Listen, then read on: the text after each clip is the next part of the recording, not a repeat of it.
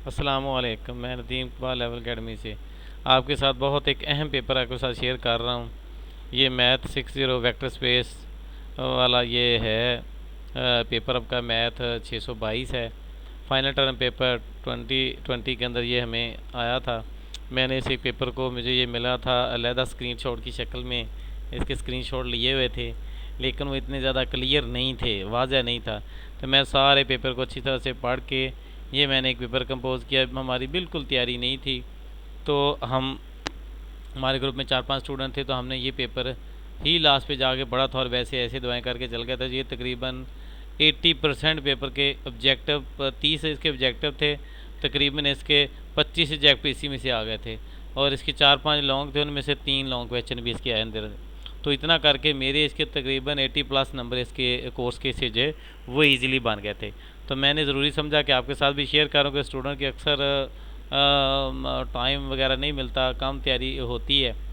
तो जहाँ कुछ जॉब होल्डर भी होते हैं, तो जॉब वगैरह की वजह से इतना ज़्यादा टाइम नहीं ले सकते। तो कम से कम इस पेपर को अगर 2-3 दफ़ा अच्छी तरह से वो पढ़ के चले जाएँ एग्ज़ाम से पहले, तो उनका पेपर अच्छा हो सकता है। मज़ीद बुक के अंदर से भी चीज़ों को देख लें, छोटी छोटी एग्जांपल्स देख लें, लास्ट वाले चेक लेक्चर्स देख लें, ग्रीन थ्योरम, स्टोक्स थ्योरम, इस तरह की जो है वो चीज़ें कुछ ना कुछ पूछ लेता है शॉर्ट क्वेश्चन के अंदर कोई इनकी डेफिनेशंस।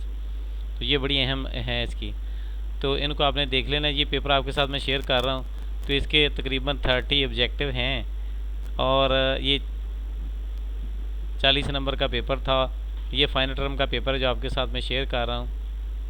ये तकरीबन 60 नंबर का मेरा पेपर, हाँ 65 नंबर का पेपर था उस वक्त। ये 60 नंबर के पेपर हमें आया था। तो the maximum value of the directional derivative of phi into X Y Z is equal to.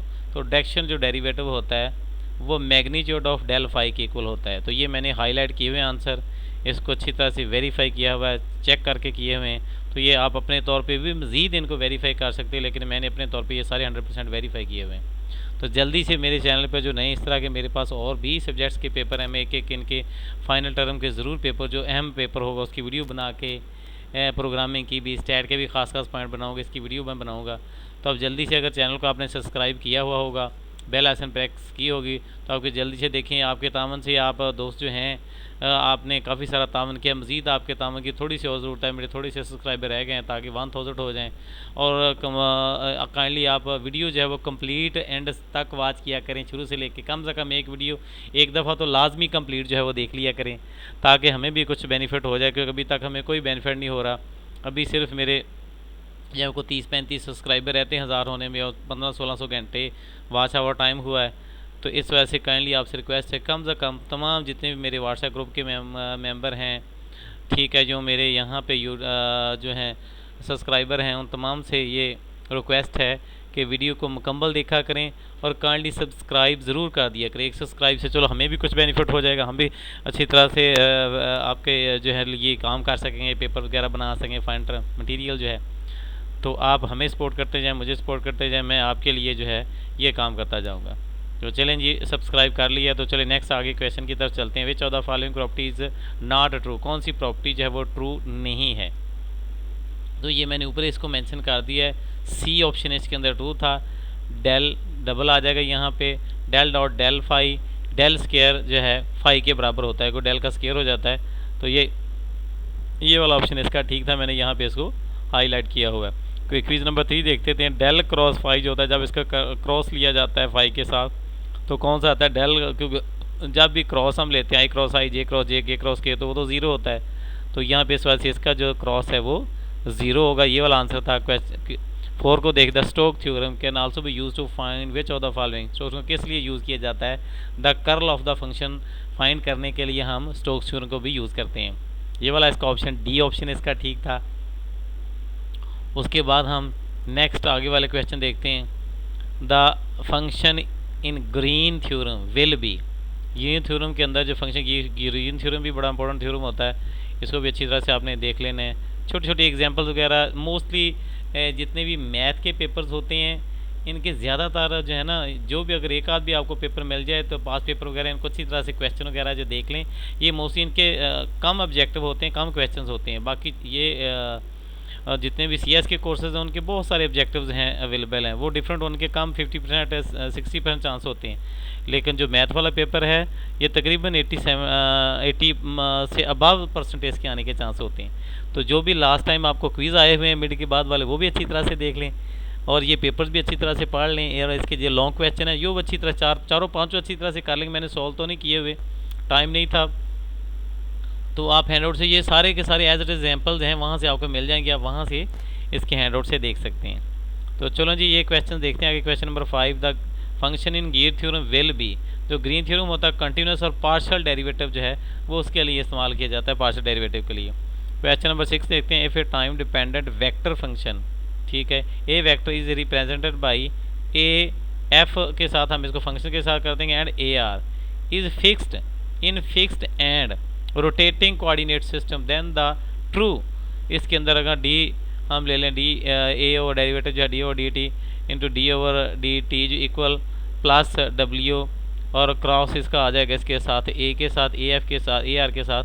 तो इसका ट्रू ऑप्शन जो है ये ऊपर ही मैंने यहाँ पे लगाया हुआ ये target of then the true, तो ये वाला इसका ट्रू जो है ऑप्शन है, क्योंकि ये नीचे सारे ऑप्शन यहाँ पे दिए हुए हैं। तो मैंने इसको क्योंकि ये मैथ टाइप से बनाया हुआ था तो ये कलर नहीं हो रहा था, इस वजह से मैंने इसको जो है यहाँ पे ऊपर जो है ये मेंशन कर दिया यहाँ पे अलहदा।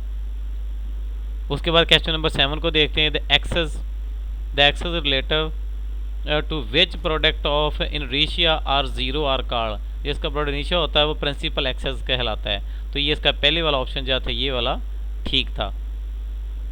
आगे हम देखते हैं quiz number 8, 3x3 symmetrical matrix होता है हैज़, तो 3 रियल आइगन वैल्यूज़ होती हैं उसके अंदर। अगर 3x3 होगा 3 आइगन वैल्यू होंगी, 4x4 होगा 4 आइगन वैल्यू होंगी, तो विच में भी इधर डिस्टिंक्ट आर रिपीटेड, जो मुख्तलिफ भी हो सकती हैं, रिपीट भी कर सकती हैं। तो ये 3 वाला ऑप्शन था, जितनी उसके मैट्रिक्स आ जाएंगे उतनी ही उसके रिपीटेड आ जाएंगी वैल्यू। क्विज नंबर 9 देखते हैं, the polar movement of inertia of the circular section is about, X X के अबाउट होता है, वाई एक्स से जेड एक्स से होता है। तो ये जो होता है ये न्यूरल एक्सेस के एक होता है, जो न्यूरल एक्सेस होता है उसके इक्वल होता है। ये वाला इसका ऑप्शन ठीक था, ये वाला। उसके बाद हम आगे वाले क्विज को देख लेते हैं। Quiz number 10, the wheel of the moving car पुजेज, जो व्हील होता है मूविंग कार का वो किसको पुज करता है, तो ये kinetic energy of the translation and rotational both, ये काइनेटिक एनर्जी को भी होता है और ट्रांसलेशन एंड रोटेशनल जो है इन दोनों को जो है ये पुज करता है। उसके बाद 11 नंबर क्विज को हम देख लेते हैं, the moment of the inertia of the circular section of the base B and height h about an X axis passes through its vertex and parallel to the base is, तो इसके अंदर जो value आएगी B H का cube over 12 जो है ये इसका ऑप्शन ठीक है। ये सारे के सारे मैंने अच्छी तरह से हैंडआउट से सर्च करके वेरीफाई किए हुए हैं, आप अपने तौर पे भी मज़ीद वेरीफाई कर सकते हैं आपको अगर डाउट हो, लेकिन ये मैंने वेरीफाई किए हैं, मुझे 100% ये ठीक है। उसके बाद क्विज नंबर 12 था, the moment of inertia of the thin rod is given by the formula, तो अगर मोमेंट ऑफ इनरिशिया हम देखें थिन रॉड का तो 1/12 ml का स्क्वायर जो है ये इसके बराबर होता है moment of the inertia. Quiz number 13 देख लेते हैं, cylinder has moment of the inertia given by the formula, तो हम सिलेंडर का किस फार्मूले से देखते हैं, तो वो ml स्क्वायर के बराबर होता है। अगर क्विज नंबर हम अगर 14 को देखें तो 14 नंबर जो क्विज़ है, the moment of inertia of the sphere is given as, तो जो मोमेंट होता है इनरिशिया का स्फीयर के हिसाब से अगर देखा जाए तो 2/5 mr² जो है वो इसके इक्वल होता है। 15 नंबर हम क्वेश्चन को देख लेते हैं, the moment of inertia of the hollow circle section as shown in the figure, ये फिगर साथ बताइए होलो सेक्शन जो अंदर वाला होल है सुराख इसका है, इसका हमने देखना है सर्कल रीजन का इनरिशिया। तो given below figure about the X axis, अगर एक्स एक्सेस के अबाउट हम देखें तो ये π/16 into d² minus capital D² minus small d², यानी बाहर वाला जो कैपिटल D वाला उसका एरिया और अंदर वाला D जो है इसके डिफरेंस के और π/16 के जो है वो इक्वल होता है इसका इनरिशिया। तो ये पहले वाला ऑप्शन इसका ठीक था। उसके बाद question number 16, according to the parallel axis theorem the moment of the inertia of the section about an x-axis parallel to the x-axis through center of the gravity that is IP is given by, तो IP हम किस चीज़ को देखेंगे, where A and B, A जो कह रहा है area of the section है, IG momentum, inertia of section about an x passes through the CG and H is the distance between C and G। ठीक है। देन द पैरेलल एक्सेस हमने देखना है कि इसके अंदर क्या है। तो I P is equal to होता है, ये सारे के सारे मैंने कन्फर्म किए हुए हैं। I P is equal to I G, capital के अंदर आई जी है, और प्लस जो है ए एच स्क्वायर इसके इक्वल होता है। 17 नंबर हम क्विज को देख लेते हैं। I pivot point body with mass M will have the torque by, तो ये टॉर्क जो होता है वो फोर्स के इक्वल होता है, इसका जो पाइवट पॉइंट होता है। 18 नंबर हम इसको देखते हैं क्विज को। For a conservative holonomic dynamic system the Lagrangian kinetic energy and potential energy we are connected by, तो कनेक्शन एनर्जी किस फार्मूले से कनेक्ट होती है, L equal T plus V के इक्वल जाता है, ये फार्मूला इसका ठीक है, ये वाला आंसर। अब क्विज नंबर हम 19 को रीड कर लेते हैं। The periodic time of the parallel with the simple harmonic motion is dash proportional to the regular velocity, तो इसके अंदर जो है ये पीरियोडिक टाइम ऑफ होता है, ये इसका डायरेक्टली प्रोपोर्शन होता है इसके। मैंने इसको आप अपने तौर पे भी मज़ीद इसको वेरीफाई कर सकते हैं। उसके बाद क्विज नंबर 20 को देखते हैं। Work done is set to be zero, वो किस वक्त वर्क जो है वो ज़ीरो होगा, when either A and B, दोनों ही ऑप्शन का ए हो या बी हो, दोनों सूरतों के अंदर जो है ये हमारा वर्क डन होगा। यानी force act on a body but displacement is zero, यानी फोर्स उसके ऊपर अमल कर रही है लेकिन डिस्प्लेसमेंट उसकी ज़ीरो है, तब भी हम कहेंगे वर्क ज़ीरो है। No force act on a body but the some displacement take place, यानी उसके ऊपर कोई, जैसे हमने कोई चीज़ उठाई हुई, वज़न उठाया हुआ है और हम एक ही जगह पे खड़े हुए हैं, ठीक है, फोर्स तो एक्ट कर रही है लेकिन हम डिस्प्लेसमेंट नहीं ले रहे, जगह नहीं बदल रही, तो तब भी ज़ीरो होगा हमारा वर्क जो है। वर्क जब तक हम किसी फोर्स नहीं एक्ट करेंगे और कुछ डिस्टेंस नहीं तय करेंगे उस वक्त तक जो है वो वर्क हमारा जो है वो काउंट नहीं होगा। तो इसी वजह से कहता है कि चाहे आपके ऊपर फोर्स वर्क कर रही है, डिस्प्लेसमेंट नहीं कर रही, डिस्प्लेसमेंट कर रहे हैं, फोर्स नहीं वर्क कर रही, तो उस वक्त तक आपका वर्क जो है वो नहीं होगा। तो ये आइदर ए और बी दोनों ही हो सकते हैं। आगे 21 नंबर देखते हैं। The rate of change of displacement of a body I D is card, जो बॉडी का रेट ऑफ चेंज होता है उसकी आई डी क्या होती है, वो एक्सेलरेशन के जो है वो इक्वल होती है। इज़ कार्ड, यहाँ पे हम कहेंगे बॉडी इज़ कार्ड, यहाँ पे मिस प्रिंटिंग थी थोड़ी सी, तो एक्सेलरेशन के इक्वल होते हैं। चेंज ऑफ डिस्प्लेसमेंट जो होती है ये एक्सेलरेशन कहलाती है। तो क्विज नंबर 22 देखते हैं। फॉर एन इरेशनल फ्लो जो होती है, तो इरेशनल फ्लो जो है वो किसके इक्वल होती है, ये यहाँ पे जो है इरोटेशनल फ्लो,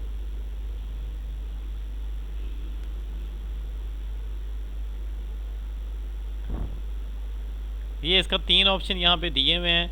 तो पहले वाला ऑप्शन है, क्योंकि ये उससे मैंने तीनों इकट्ठे बनाए हुए थे, इससे वो हुआ नहीं इससे, तो इस वजह से इसको पहले वाला ऑप्शन है, इस ऑप्शन को आपने देख लेना है। अब क्विज नंबर 23 को देख, the path of the projectile is in a non resistive medium, तो पाथ ऑफ प्रोजेक्टाइल का जो होता है वो लीनियर होता है।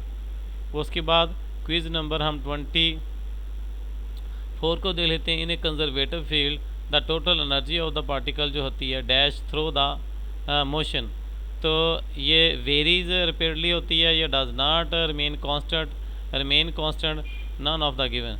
तो इसके अंदर कंजर्वेटिव फील्ड के अंदर देखें टोटल एनर्जी जो है ये हमेशा जो है ये कांस्टेंट होती है।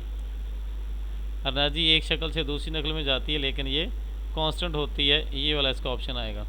ये तो 3-4 जो हैं अपने हिसाब से इसको आप को मुझे ये 100% कन्फर्म नहीं थे, इस वजह से मैंने इसको टिक नहीं किया, वो आप अपने हिसाब से भी इसको मज़ीद चेक कर सकते हैं। 25 वाला देखते हैं। The path of the project is and it's trajectory जो है ये वाला ऑप्शन ठीक है। उसके बाद 26 the time taken by a particle to complete one oscillation is called, तो ये तो उसका टाइम पीरियड कहलाता है, एक जो है वो राउंड वो पूरा करती है तो उसका कहलाता है, एम्पलीट्यूड तो नहीं कहलाता है। फ्रीक्वेंसी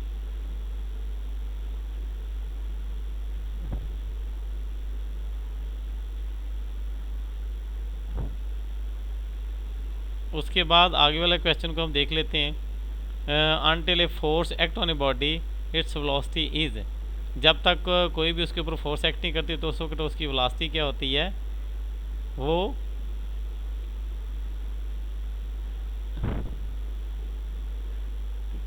कांस्टेंट होती है।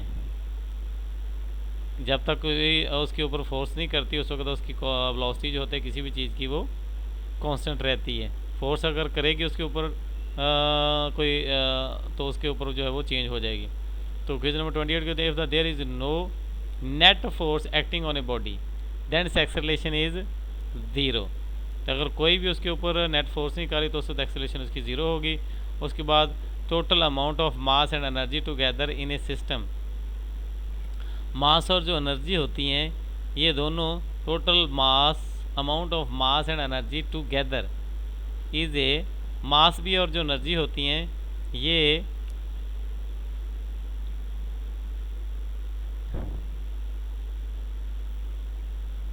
इसका भी मेरे ख्याल कांस्टेंट ही है। इसको ना अपने तौर पे जो एक दो मैं अगर कह रहा हूँ लास्ट वाला ऑब्जेक्ट अपने था उससे आप इसको वेरीफाई मज़ीद कर लें। The measure of average kinetic energy of the molecule, तो काइनेटिक एनर्जी के हम मालिक्यूल को जो मेजर करते हैं एनर्जी के अंदर करते हैं, टेम्परेचर में करते हैं, इंटरनल एनर्जी पे करते हैं, या हम एथलीपी के ऊपर करते हैं। तो मे भी मुझे जो लग रहा है कि इसका ये जो इंटरनल एनर्जी के मुताबिक हम इसको देखते हैं जो काइनेटिक एनर्जी होती है। तो ये इसके 30 ऑब्जेक्टिव थे, 3-4 आगे वाले जो है ना ये इजी थे, बस टाइम नहीं था मेरे पास इतना, तो मैं इसको मज़ीद वेरीफाई नहीं कर सका। तो मैंने कहा चलें अपने आपके साथ शेयर कर दूँ। ये 4-5 आप मज़ीद इसको अपने तौर पे जो है ना वेरीफाई कर लें। मैंने जो मुझे लग रहे थे मैंने लगा दिए, बाकी ऊपर वाले सारे के सारे 100% वेरीफाइड है। अब इस एक पेपर को अगर अच्छी तरह से सॉल्व कर लेते हैं तो इंशाल्लाह आप ज़रूर जो है वो पेपर क्लियर कर लेंगे, का पेपर जो है वो ज़रूर पास हो जाएगा। तो इसके लॉन्ग क्वेश्चन देख लेते हैं। ये 2 मार्क्स का था। What is the degree of freedom of the system of rigid body, तो रिजिड बॉडी जो सिस्टम होता है उसकी डिग्री ऑफ फ्रीडम आपने बतानी कितनी, ये इसका आंसर यहाँ पे आप ले आएँ। ये क्वेश्चन ही मैंने दिया, आंसर नहीं मैंने लगाए थे। मैं इसका आंसर भी मैं भी बाद में बना के जो है ना वो आपके साथ शेयर कर दूँ। आप अपने तौर पे ये सारे बुक के अंदर दिए हुए मैंने देखे, एग्जाम्पल से दी हुई हैं, ये काफ़ी थी वहाँ पे, फिर मुझे बनाने का टाइम नहीं मिला। To find the inertia matrix of the uniform solid cuboid parallelepiped at the one of its corner, यहाँ पे ये फार्मूला दिया हुआ है। मैं थोड़ा सा इसको बड़ा कर देता हूँ ताकि आप इजीली इसको रीड कर लें। Find I Y Y and I Z Z, ये आपने फाइंड करना है। तो ये फार्मूला होगा, आई एक्स का फार्मूला दिया हुआ, आई वाई वाई और आई जेड जेड आपने फाइंड करना है। तो आप इजीली, बिल्कुल आसान है। ये 3 नंबर का क्वेश्चन था, ये दोनों आपने करने हैं। उसके बाद आगे वाला क्वेश्चन था, ये भी 3 मार्क्स का था। कहता है कि if the momentum of the inertia is uniform circular cylinder of the length b and radius alpha about x axis through the center and perpendicular to the central axis, इसका भी फार्मूला देखिए दिया y x is equal to M 1/4 a square plus 1/12 b square. तो ये formula दिया हुआ है, इसके मुताबिक आपने इसको सॉल्व कर लेना, इसकी वैल्यू पुटिंग करके। उसके बाद आगे वाला क्वेश्चन देख लेते हैं। Right the expression for the total energy of the particle executing simple harmonic motion. तो ये सिंपल हार्मोनिक मोशन हमने इसकी एक्सप्रेशन जो है वो टोटल एनर्जी की वो हमने यहाँ पे ड्रा करनी है, लिखनी। ये भी 3 मार्क्स का था। उसके बाद आगे वाला क्वेश्चन हम देख लेते हैं। टोटल ऑब्जेक्ट कहता है 2 object push of against one and other starting from stationary point, एक दूसरे की तरफ पुश कर रहे हैं। फर्स्ट ऑब्जेक्ट मास जो है 65 acquire and velocity of 2m to the right, what velocity does the second object having mass 70 kg। तो इसकी वेलोसिटी निकालनी थी, ये फार्मूला वगैरह लगाएंगे तो उसकी वेलोसिटी या जो इक्वेशंस होती हैं उसके लिए से आप इजीली सॉल्व कर लेंगे। तो अगर मैं इसको कर सका तभी मैंने बाकी पेपर्स के भी बनाने थे, इस वजह से मुझे ये बना नहीं सका इसको। तो इंशाल्लाह नेक्स्ट टाइम इसके ये वाले जो आंसर है ये भी मैं लाजमी बना के शेयर करूँगा। Consider a small element of the uniform elliptic plate by a moment of inertia. इनमें से 3 क्वेश्चन मुझे पहले वाले 2 और एक लास्ट पे बताऊँगा। ये तीनों क्वेश्चन एक दोनों लॉन्ग वाले भी आ गए थे, इसी में से 2 डेफिनेशन इसकी भी आ गई थी। तो आई जो है वो जो है यहाँ पे delta M Y square right on the expression of the momentum ratio of the whole plate की हमने निकालनी है। कहता है कि यहाँ पे no do not solve the expression को सॉल्व नहीं करना, बल्कि हमने जस्ट उसको वैल्यू जो है वो निकाल के दे देनी है। 30 नंबर ये क्वेश्चन जो है ये पेपर्स में मुझे आ गया था एज इट इज़ ऐसे ही। ये 5 नंबर के थे, आगे वाले तीनों क्वेश्चन जो थे ये चारों क्वेश्चन 5 मार्क्स के थे। तो ये आपके साथ मैं शेयर कर रहा हूँ, आपने देख लेना है। ये क्वेश्चन मुझे पेपर में आया था। If the coordinate system rotate the angular velocity omega 2i + 3j + 5k और related to the fix coordinate, आगे ए भी दिया हुआ है। हमने इसका पहले फाइंड करना है डी/डी इसका डेरिवेटिव फाइंड करने के with respect to the fix point system, और फिर इसका डेरिवेटिव फाइंड करने के बाद ये देखें इसकी वैल्यू इसके बराबर आ जाएगी। फिर इसके अंदर हमने जस्ट पुटिंग करना था, फिर जब डब्ल्यू के साथ इसको मल्टीप्लाई करेंगे तो इसके इक्वल आनी चाहिए, ये हमने इसको वेरीफाई करना था। ठीक है, तो ये बिल्कुल ईजी था, ईजीली आप इसको कर लेंगे, सॉल्व करेंगे। ये 5 मार्क्स का क्वेश्चन था। व्हाट इज़ द, कहता है impulse develop by a mass of 100 gram जो है way change its velocity from I J K to 2j to I 2j plus 3k metre फी सेकंड स्क्वायर। तो ये हमने इसको फाइंड करने का, हम इससे अगर चेंज करेंगे 100 मास का है तो उससे कैसे जो है, ये वाला क्वेश्चन भी 5 मार्क्स का था। अब इसके अंदर find the momentum ratio of the ring of the radius 2 alpha about an axis through the centre. तो ये सारे के सारे हैंडआउट्स के अंदर दिए हुए हैं, इनको अगर आप सिर्फ जस्ट इन्हीं को सॉल्व करके चले जाएं, अच्छी तरह से देख के ऑब्जेक्टिव पढ़ के चल जाएं, तो आपका पेपर जो है काफ़ी हद तक जो है वो हो जाएगा। अब यहाँ पे ये क्वेश्चन था कि कैलकुलेट कर momentum ratio of the uniform rod of the length L about an axis perpendicular to T not and rod passes through an end point. Let us x-axis be chosen along the length of the rod and with the origin at one end point at let m and alpha be the mass and the length of the rod respectively. Suppose the rod to the composed small element. तो ये इसका हमने question का answer देना है। अब ये एक पिक्चर बनी हुई थी, इसके मुताबिक आपने कैलकुलेट करना मोमेंटम रेशिया शेडेड एरिया का, ये जो शेडेड एरिया इसका मोमेंटम रेशिया फाइंड करना है। ये भी मुझे एक पेपर में आया था, ये 5 मार्क्स का था ये वाला भी क्वेश्चन। और कुछ मैंने ये थोड़े से मॉड्यूल नंबर 143 है, ये भी ऑब्जेक्टिव के अंदर जो हैं ये अक्सर पूछे जाते हैं, बार बार को ऑब्जेक्टिव्स आते हैं या क्विज़ वगैरह आता है, उसके अंदर पूछे जाते हैं कि होलो सर्कुलर जो है सिलेंडर उसका कितना है, आई को 1/2 ma² जो है इसके बराबर आता है। उसके बाद सॉलिड स्फीयर का देख लें तो आई को टू ma² आ जाता है। फिर सॉलिड स्फीयर को अगर देख लिया जाए तो आई को 2/5 ma² के इक्वल आ जाता है। होलो स्फीयर का आप देख लिया जाए तो फिर आई इक्वल टू ma² के बराबर आ जाता है। तो ये आपने देखते रेक्टेंगुलर प्लेट हम देख लें तो I equal 1/12 a² plus b² के इक्वल आ जाता है। थिन रॉड जो होता है आई इक्वल 1/12 ma² है। और अगर हम ट्रायंगुलर लीमनीना का देख लें तो इसकी जो हाइट h है और मास m हो तो 1/16 mh²। ये इंपॉर्टेंट है, ये भी पेपर्स के अंदर आते हैं, ये सारे के सारे जो मैंने रिजल्ट लिखे हुए हैं ये भी पेपर्स के अंदर आते हैं। तो ये और आगे पे लिखा राइट सर्कुलर कोन जो है वो mi इक्वल टू 3/10 ma²। ये इन पॉइंट्स को देख लें, आप क्वेश्चन सॉल्व कर लें, ये सारे के सारे आपको हैंडआउट से इजीली मिल जाने हैं, इनको सॉल्व कर लें, इनकी प्रैक्टिस कर लें कि अगर लॉन्ग के 1-2 भी लग गए आपके 10 नंबर के जो हैं और आपके तकरीबन को 20 से अबव आपके ऑब्जेक्टिव ठीक आपने कर लिए तो आप इजीली जो है वो 70 प्लस इसके नंबर जो है वो ले जाएंगे। तो इसको अच्छी तरह से प्रीपेयर कर जाए, इनमें से काफ़ी चीज़ें आती हैं। क्विज जो सेकंड आपका आया होगा वो भी देख लें, फाइनल टर्म के बाद जो अगर कोई क्विज़ आया, असाइनमेंट्स वगैरह के भी क्वेश्चन को देख लें तो इंशाल्लाह आपका इजीली पेपर जो है ये पास हो जाएगा। तो थैंक्स फॉर वाचिंग, चैनल को सब्सक्राइब करते रहें, वीडियो को कंप्लीट देखा करें ताकि जो हमें भी कुछ बेनिफिट मिल जाए, इसी तरह की अच्छी अच्छी वीडियो आपके लिए बना सकें। थैंक्स फॉर वाचिंग, ओके, अल्लाह हाफिज़।